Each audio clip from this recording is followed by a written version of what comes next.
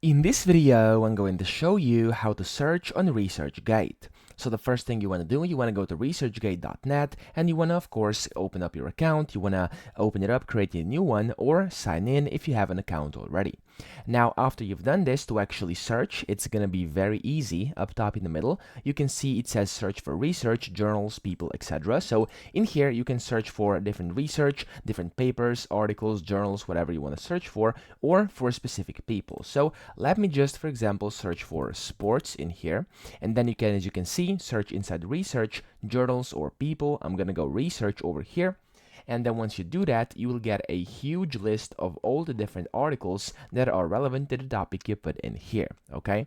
So as you can see, they have over 160 million publication pages, etc. Okay, so it's a big, essentially website where you can find this. Now, you can search results in research over here, and you can sort by relevance, by recency, or by citation count. And then also, as you can see, you can select what types you would like to search for, and then when those were published or posted. And then over here, if you want only full texts, you can do that as well, and then you can just scroll through and see whatever you're looking for. Now, of course, at the top over here, in case you are putting in a more specific phrase, so let's say you're putting in a more prolonged and more specific phrase or search query, you'll be able to find more specific articles that will be relevant for your research. So that's pretty much it. I hope this video helped you out. If it did, please subscribe to the channel and help me out as well.